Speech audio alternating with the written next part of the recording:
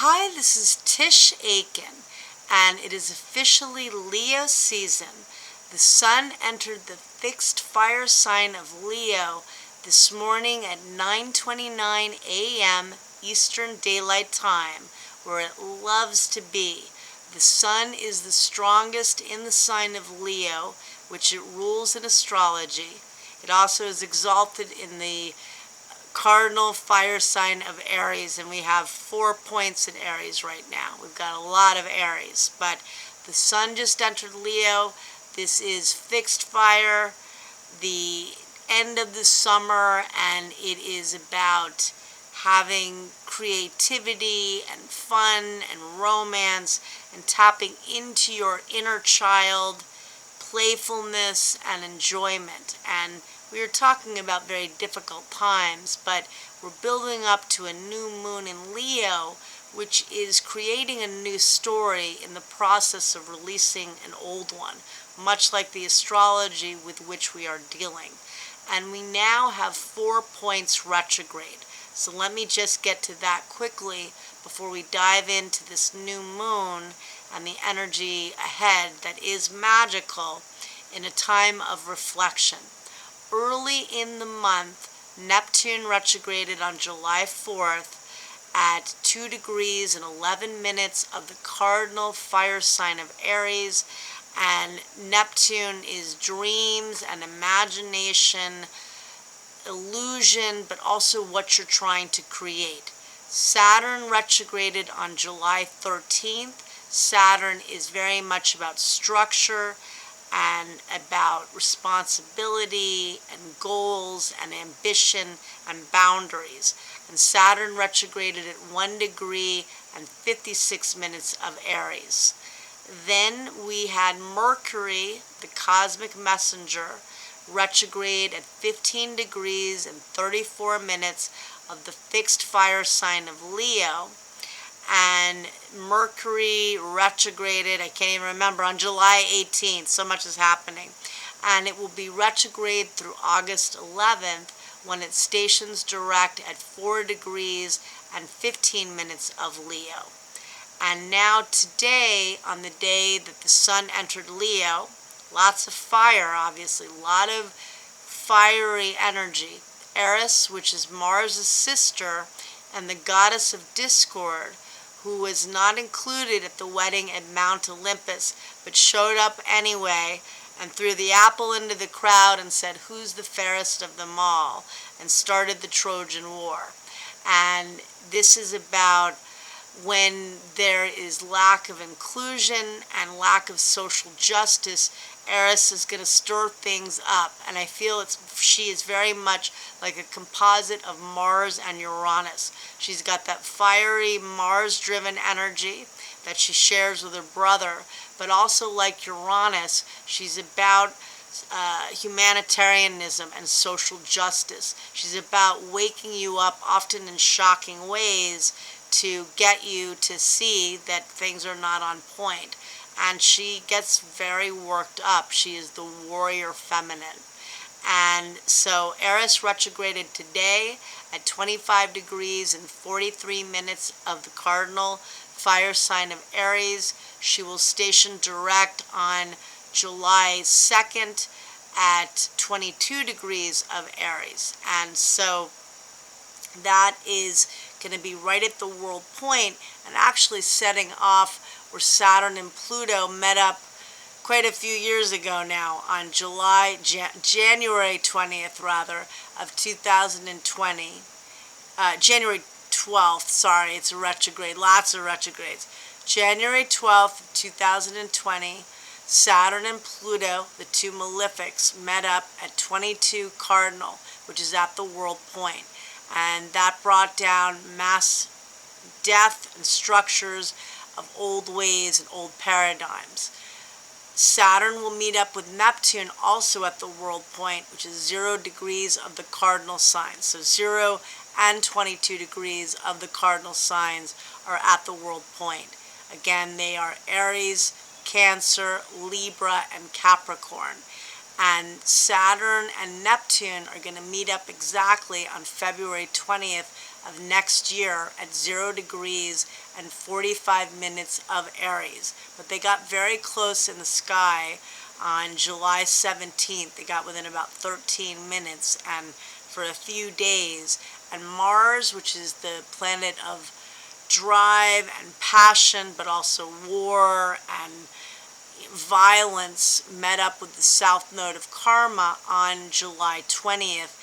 And that can be an aspect of self-destruction and self-sabotage, and it could represent endings or just really working on very pent-up old issues around anger. And Venus squared the nodes of fate around that time period and also formed a challenging aspect to Pluto over the weekend. So a lot of painful issues getting dug up. And the sun in Cancer clashed with Eris, the goddess of discord. And so, with Chiron, the wounded healer, but also clashed with Eris. Clashed with Chiron on the 18th. And so this is also pronouncing wounds, and Chiron will be the last point. Chiron is not a planet. Eris is a dwarf planet that moves really slowly. It takes 555 years to orbit. So we really feel the intensity of that warrior feminine, that energy of people feeling like they aren't being included, that they are angry at the social injustice, and they want to wake people up, and they feel very triggered.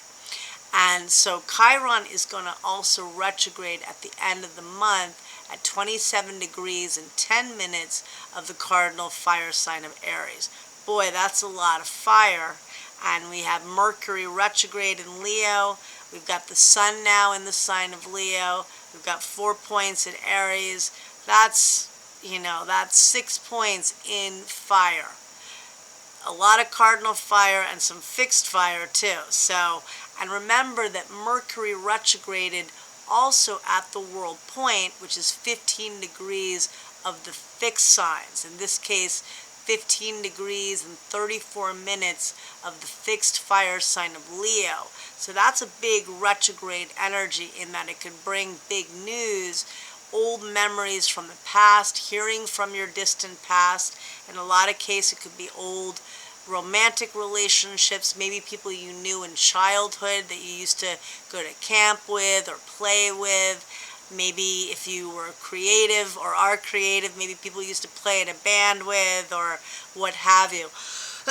Pardon me. And remember that Uranus, which is the higher octave of Mercury, is wanting to move really quickly now, even though we have almost 5 points retrograde, but right now we have 4, because Uranus in Gemini is very unpredictable and can move quickly and, impulsively. It's the planet of impulsiveness and brilliance and chaos. And in the sign of Gemini, which is ruled by Mercury, Uranus is the higher octave of Mercury. This is very inventive thinking, new ways of meeting locally. That's going to be a much bigger theme this next several years, because Uranus will be in Gemini through November 7th. It returns next year on April 25th and will be there through May 22nd of 2033. Pardon me. And so Uranus in Gemini is very much focused on new ways of connecting locally. You're going to hear more about people dating in real life again, new ways to do business locally. Of course, there's so much about online and global and technological advancement, which is going to be accelerating at rapid rates. It already has been. But there will be a lot of focus on local neighborhood mom and pop stores, local businesses, the need to also connect in person, more local networking for business. It's very important for the brain and the mind and for mental health. And remember that Saturn and Neptune have met up together very closely to carve a new dream, but they're not yet done.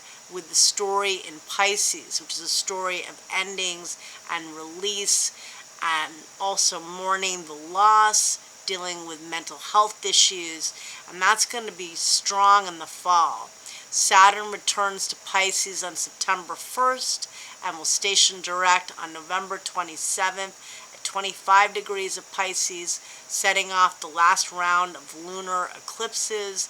And Neptune only gets back to 29 degrees of Pisces, and it will return to Aries on January 26th. So it's going to be at an anaretic degree and the final degree of Pisces, wrapping up a lot of heavy loss. There will be more loss with this because what's happening is, and this new moon in Leo that occurs on July 24th, I haven't even gotten to that yet, is a preview of these new beginnings. We are really dealing, we've got Uranus right now at 0.5 of degree of Gemini, a new sign, a degree of new beginnings. We have Pluto at 2.5 degrees of Aquarius at a new degree, new degrees, new beginnings. The sun and the moon are going to meet up on July 24th. That new moon in Leo will be at 2 degrees and 8 minutes of Leo, new degrees, new beginnings.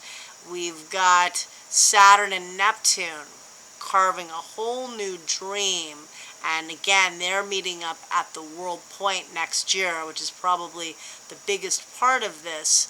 That is really carving a new dream because Neptune takes 165 years to orbit and Saturn takes approximately 29, and they are meeting up together right at the world axis and in a sign of new beginnings to bring in a new chapter and work very closely and harmoniously with Pluto and Aquarius at early degrees, with Uranus in Gemini at early degrees. And they're going to form what's known as a magic triangle, a minor triangle or a minor grand trine, where you've got, you've got Uranus and Gemini will be sextiling Saturn and Neptune in Aries. And actually Saturn and Neptune in Aries is kind of in the center of this. It's sextiling Uranus and Gemini. It's an aspect of opportunity and brilliance at innovating this new dream. And Saturn and Neptune in Aries will be forming a sextile. That's when they're 60 degrees apart to Pluto and Aquarius, which is evolving and transforming a whole new reality for all of us, new beginnings. And then we're going to have Pluto trining Uranus a few times next year and the next 3 years basically through 2028. And we're going to get a preview of that minor grand triangle, or that minor triangle, magic triangle, minor grand trine in the latter part of August of this year. And then it gets stronger next year. And Jupiter will ingress into the sign of Leo on June 30th of next year, and also trine Saturn and Neptune in Aries, and work harmoniously with a lot of this, with Uranus and Gemini too. So it's exciting. And so we've got, let's see, the sun is in Leo. Tonight at 10:32 p.m. Pacific Daylight Time, and tomorrow at 1:32 a.m. Eastern Daylight Time, the sun forms a sextile to Uranus in Gemini. That is an innovative energy that shows you that you have the confidence to innovate new beginnings and to connect and network and think in very inventive ways. And then we've got tomorrow Venus, which has been having some challenging aspect. It squared the nodes of fate over the weekend when Mars met up with the south node of karma. A lot of endings, a lot of people passing over. I heard of a lot of people in some comments on one of my posts. A lot of people passed over apparently on July 19th, and that was close to when Mars met up with the south node. A on the following day. It certainly would have been very close. And again, Saturn and Neptune dissolves, and they're very close to the world point, and they're going to be crossing back and forth over that degree, and at the final sign of Pisces in the fall, at the last 5 degrees. Saturn gets to 25 degrees, Neptune only reaches 29. That is also a lot of release. A lot of people that are hanging on by a thread or situations are going to be dissolved, and people that are in pain are going to be passing over, people that have been in a lot of physical pain. But there will also be a lot of focus on mental health with Neptune at the fixed star of Shiat, and that's something to think about. And right now we have 4 points retrograde. Chiron will retrograde again at the very end of the month, and when it does station direct in the beginning of next year, it's going to be at 22 degrees of Libra, Aries, not Libra, 22 degrees of Aries, which is the world point. And again, a lot of healing that needs to be done as we begin this new chapter. And Venus clashes with Mars tomorrow at 4:23 a.m. Eastern Daylight Time, and that's also an aspect of conflict. Venus is transiting in the mutable air sign of Gemini, which is ruled by Mercury, which is currently retrograde, and Mars is transiting in the mutable earth sign of Virgo, also ruled by Gemini, also answering back to Mercury retrograde in Leo. And Leo rules the heart, and yet there's so much pain that's getting dug up that we need to process. We need to do the inner work, and with all of these points retrograde, the universe is inviting you and urging you to dig within, to release that old karmic baggage and painful, to feel the pain, to heal, so that you can pave the way for the new. And the sun sextiling Uranus tonight and early tomorrow morning is very beautiful and innovative and psychic energy. And Venus squaring Mars can be very creative energy, but we've got Mercury retrograde. We just had Mars meet up with the South Node, that's still lingering, and we've got 4 points retrograde. So the idea that there could be conflict and miscommunication in partnerships is very likely, and Uranus is at a new degree in the sign of Gemini, and that could be impulsive too.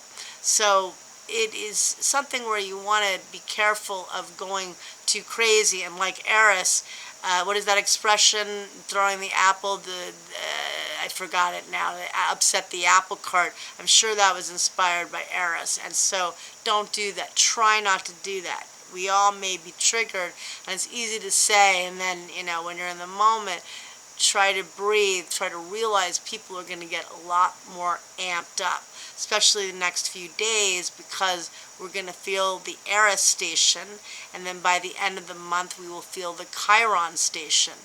Yet this new moon has a lot of magic. Let's see, so we've got on July 24th, the moon will enter Leo at 11:28 a.m. Eastern Daylight Time, but the sun will trine Saturn that morning, and that's a beautiful aspect for structuring that new beginning you want to initiate. A new moon is a lunar beginning. It's a cosmic reset to start something new. In Leo, what makes your heart happy?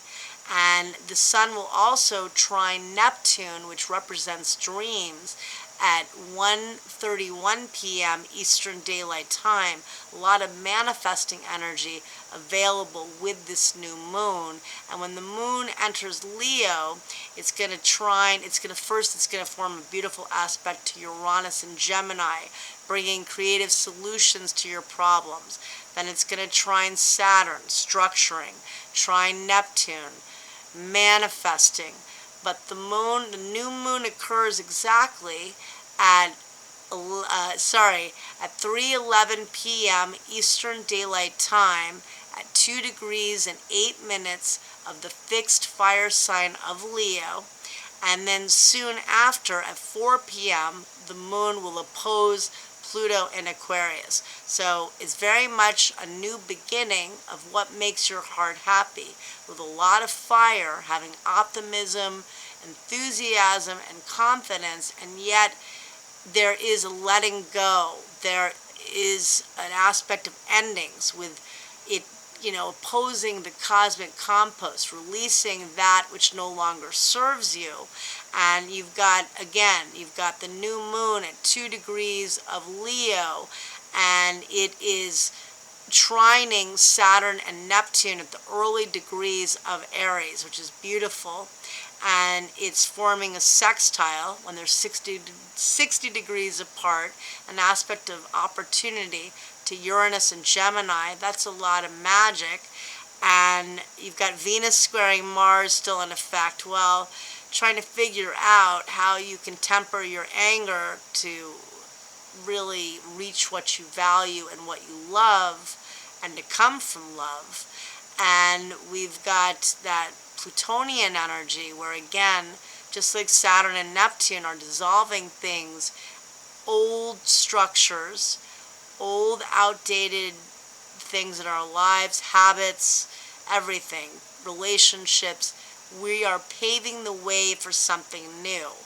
You've got the sun, the moon, you've got Mercury, Uranus, Pluto, Saturn, and Neptune, all between 0 and 2.5 degrees of signs. Those are new beginnings, and this is a new beginning. Do the law of abundance, write down your intentions, but realize and reflect during these retrograde periods on what you need to recalibrate. Mars is still in the sign of Virgo through September 2nd. That is being structured and organized, getting rid of clutter, getting healthier in your habits, eating better, getting back to exercising and meditation, getting your paperwork done. And so sit back and reflect, write your intentions. I wish you a lot of luck. We're in Leo season now, and later in the summer we're going to see the magic. But right now there's a lot of retrogrades, so you want to dig within to really prepare for next February, that new cosmic chapter, that new chapter of new beginnings, a new identity of love and creativity.